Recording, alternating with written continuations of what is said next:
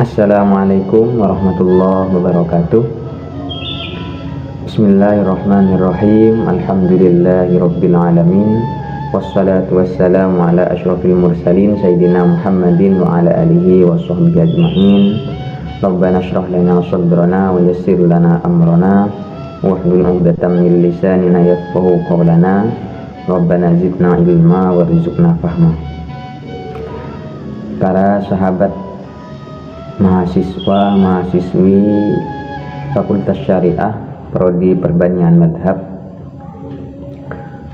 alhamdulillah pada kesempatan ini kita bisa berjumpa kembali melanjutkan ijtihad ilmiah kita pada semester genap ini.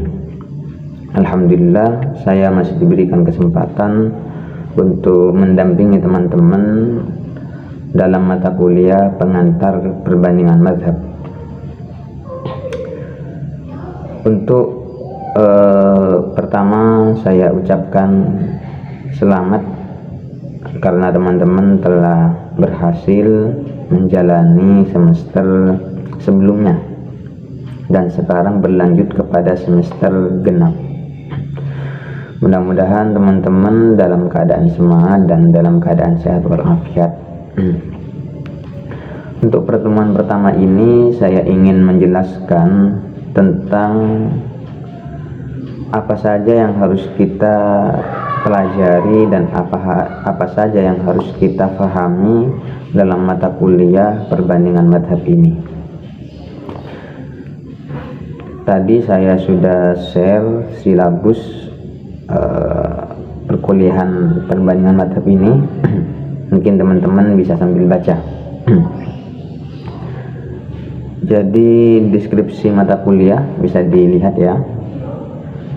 Jadi mata kuliah perbandingan madhab dalam hukum Islam dimaksudkan untuk memberikan pemahaman yang komprehensif tentang berbagai pendapat hukum ulama di kalangan ulama madhab.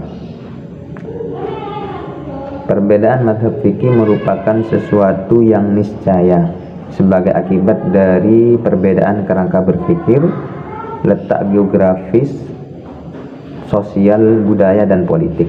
Oke, ya. Jadi mata kuliah ini dimaksudkan agar teman-teman bisa memahami bahwa dalam Islam ini ada yang namanya mazhab. Tapi mazhab ini muncul pada kurang lebih abad kedua ya. Pada zaman Nabi, sahabat, tabi'in itu belum ada mazhab-mazhab ya. Belum ada. Meskipun pada akhirnya nanti disebut ya mazhab sahabi ya, kemudian ada nanti apa namanya ya, misalnya mazhab Umar. Nah itu ada, tapi akhir-akhir pada masa itu tidak ada ya, cuma pada masa akhir-akhir itu disebut ada mazhab Umar, ada bahkan ada kitabnya itu, ada mazhab sahabat dan lain sebagainya. Mungkin ada pertanyaan, kenapa kok bisa beda antara Imam Syafi'i dan Imam Ahmad bin Hanbal, Imam Malik, Imam Abu Hanifah, kok bisa beda?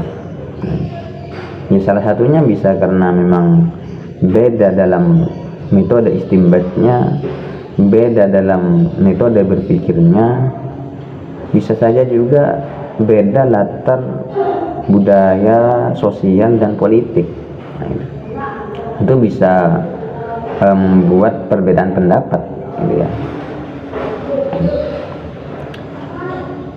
Oke, target yang ingin dicapai dari perkuliahan ini, yang pertama, mahasiswa memiliki pengetahuan tentang madhab-madhab fikih. Nah, itu. Jadi madhab sebenarnya dalam fikih itu tidak hanya 4 ya, tidak hanya madzhabul arba'ah, Bahkan ada mazhabul asyarah, ada 10 mazhab.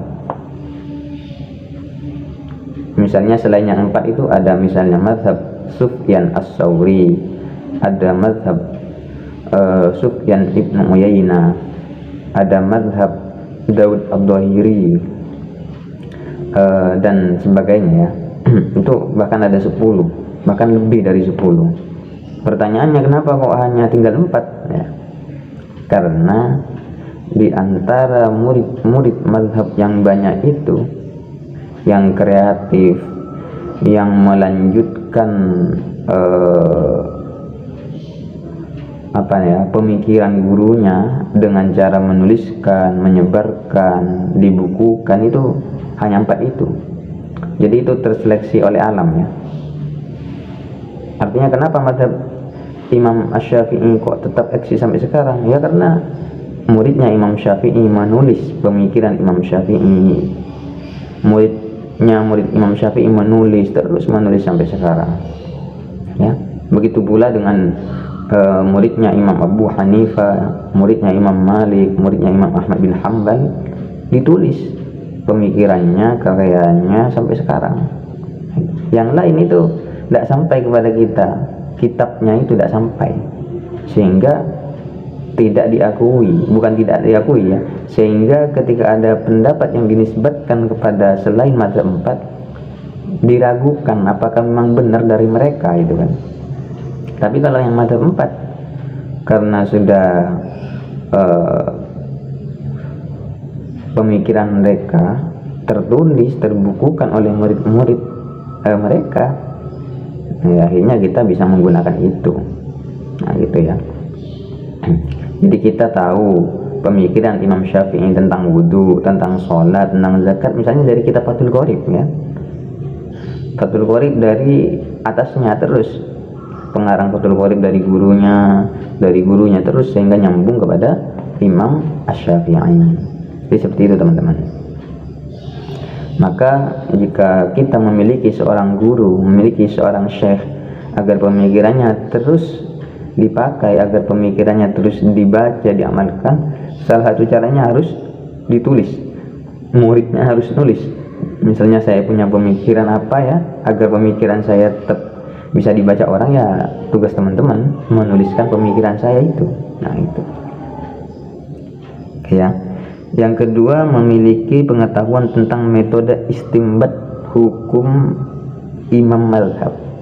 Nah itu ya. Jadi bagaimana misalnya Imam Syafi'i cara berpikirnya, metode istimbatnya gitu ya. Bagaimana Imam Syafi'i bisa melahirkan hukum, misalnya bahwa fardunya wudu itu ada 6. Bagaimana pemikiran Imam Abu Hanifah misalnya, kok fardunya wudu itu tidak harus niat misalnya. Bagaimana pemikiran Imam Malik misalnya, kok bisa menyentuh istri tidak membatalkan wudu. Nah itu ada metode-metode istimbatnya, ada cara-cara yang digunakan oleh imam mazhab untuk mengeluarkan hukum dari nas Al-Quran atau hadis. Nah itu kita harus belajar, harus mempelajari. Biasanya itu ada dalam masalah qiyas, masalah adillatul ahkam ya. Nanti kita pelajari. Yang ketiga, mahasiswa memiliki sikap apresiatif dan toleran dalam menyikapi perbedaan pendapat antara imam mazhab dalam berbagai masalah hukum Islam. Jadi kita tidak jadi kita dengan belajar pengantar perbandingan mazhab ini, kita bisa lebih toleran, lebih bisa menerima perbedaan pendapat ya. Man wasa'a ilmuhu wasa'a fikruhu. Barang siapa yang luas ilmunya, maka luas pemikirannya. Wa man wasa'a fikruhu, barang siapa yang luas pemikirannya, qalla inkaruhu linnas, maka dia tidak akan mudah menyalahkan manusia yang lain yang berbeda pendapat ya. Jadi kita jangan menjadi generasi yang kagetan ya ketika ada pendapat baru, yang mana pendapat itu ada dalam pemikiran madhab-madhab, pas kita kaget. Jangan sampai kita sebagai mahasiswa perbandingan madhab harus tahu bagaimana pemikiran Imam Syafi'i tentang sholat, wudhu misalnya, bagaimana pemikiran Imam Abu Hanifah dan imam madhab yang lain tentang masalah pernikahan misalnya. Itu kan beda-beda. Dalam masalah nikah misalnya, Imam Syafi'i mengharuskan adanya wali dan 2 orang saksi. Imam Malik misalnya mewajibkan wali tapi tidak mengharuskan saksi. Imam Abu Hanifah misalnya mewajibkan adanya saksi tapi tidak mewajibkan adanya wali. Nah ini kan beda-beda. Ketika kita sudah membaca, kita sudah tahu, maka ketika ada orang yang berbeda pendapat dengan kita, kita tidak mudah menyalahkan, kita tidak mudah marah dengan orang yang berbeda pendapat dengan kita ya. Jadi agar kita bisa memiliki pemikiran yang lebih luas, lebih toleran, perbanyak membaca perbandingan mazhab ini ya. Ketika ada yang berbeda pendapat, kita tidak perlu marah, kita tidak perlu menyalahkan selama itu masih ada dalam qaul ulama. Itu tidak masalah, tidak liberal ya. Yang liberal itu membuat pendapat sendiri yang tidak pernah diucapkan oleh satupun ulama ya. Kalau ada ulama yang masih mengatakan ada pendapatnya, ada dasarnya, ada hadisnya, ada Qur'annya, yaitu tidak bisa dikatakan sebagai pendapat liberal ya. Kita jangan terpengaruh dengan framing-framing yang ada di YouTube, framing-framing di berita-berita bahwa kiai ini liberal, bahwa kiai itu liberal, karena pemikirannya dianggap berbeda dengan pemikiran yang lain ya. Selama pemikiran yang tadi dicap liberal itu ada dasarnya, ada hadisnya, ada Qur'annya, kemudian ada ulama lain yang mendukungnya dalam kitab-kitab, itu tidak bisa dikatakan liberal. Hati-hati ya, hati-hati misalnya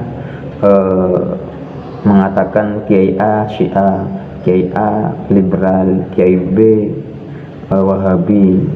Hati-hati ya, kita harus hati-hati dengan belajar pengantar perbandingan mazhab ini. Diharapkan teman-teman bisa lebih toleran, terbuka. Oh ternyata ada pendapat yang seperti ini, ternyata ada pendapat yang seperti itu gitu ya. Kemudian untuk mengamalkan sebuah pendapat ya, kita tidak bisa sembarangan langsung mengamalkan ya. Kita harus mengetahui secara utuh dulu.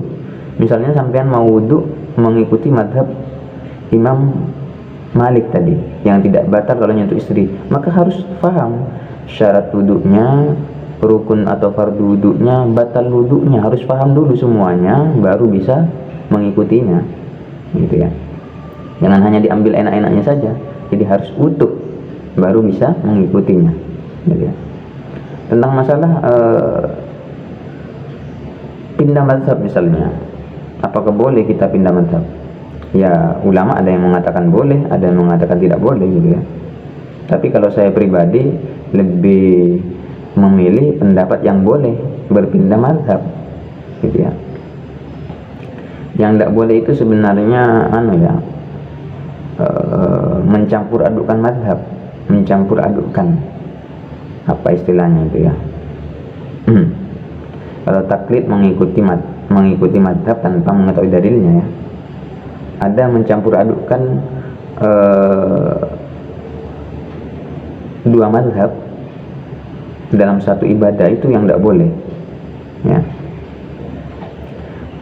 Tapi kalau beda qadiyah, beda ibadah tidak apa-apa. Itu keterangannya bisa dilihat di kitab Fathul Mu'in ya. Ulama di sana beda pendapat apakah boleh kalau wudhunya ikut Imam Syafi'i, salatnya ikut Imam Malik misalnya. Itu ada ulama yang membolehkan, ada yang membolehkan. Karena ya wudhu kalau sudah sah Imam Syafi'i ya sah. Salat meskipun Imam Malik misalnya, yang penting menurut Imam Malik sudah sah, tidak apa-apa. Yang tidak boleh itu menurut ittifaq ulama lah, ini sepakat sudah semuanya, fardu wudhunya ikut Imam Syafi'i, batal wudhunya ikut Imam Malik, itu tidak boleh ya. Tapi kalau masih beda ibadah itu tidak menjadi persoalan ya. Talfik ya istilahnya tadi ya, talfik, mencampur adukan dua mazhab dalam satu ibadah, itu talfik, itu tidak boleh. Ini contoh yang sering diamalkan ini, misalnya ibadah jamaah haji Indonesia itu kalau ke Mekah kan biasanya tersentuh dengan wanita ketika tawaf ya, walaupun tangannya tak tersentuh, kakinya yang tersentuh, itu kan batal wudhunya kalau ikut Imam Syafi'i kan. Maka biasanya nanti ya wudhunya Imam Malik gitu ya, biar tidak batal wudhunya, biar tawafnya bisa lancar. Kalau tetap ikut Imam Syafi'i batal terus gitu ya. Di dalam hal ini memang kadang beda-beda ya. Ada orang, saya ingin tetap mazhab Syafi'i gitu kan, karena ada qaul walaupun dhaif dalam Syafi'iyah yang mengatakan tidak batal kalau nyentuh perempuannya. Silakan saja ya. Kalau saya lebih kepada mungkin langsung ikut Imam Malik lah gitu, wudhunya ikut Imam Malik, syarat rukunnya, fardunya, batalnya ikut Imam Malik, sudah. Seperti itu ya teman-teman. Nah, ada materi-materi yang nanti teman-teman harus pahami dan akan saya bagi tugasnya ya, dari nomor 1 itu sampai nomor 7 gitu ya. Jadi metode berkuliahannya nanti bisa teman-teman buat video mungkin ya, presentasinya pakai YouTube misalnya, videonya diupload di YouTube nanti biar lebih enak. Bertiga mungkin atau berdua bisa kumpul dalam satu tempat, kemudian gantian untuk menyampaikan materi gitu ya. Jadi buat makalah, buat PowerPoint, kemudian presentasi melalui video ya, biar lebih enak, biar bisa nambah subscribe-nya teman-teman kalau teman-teman punya YouTube gitu ya. Oke, mungkin itu ya sekedar pengantar dari saya. Saya ingin untuk semester ini lebih aktif lagi, lebih serius lagi. Untuk penilaian nanti saya nilai dari 3 aspek itu ya, makalah, presentasi, makalah, kemudian PowerPoint-nya sama presentasinya. Kalau 3 itu full aktif kuliah, saya kasih A+ itu ya. Kalau ada pertanyaan nanti bisa didiskusikannya di grup WA. Ihdinas siratal mustaqim. Wassalamualaikum warahmatullahi wabarakatuh.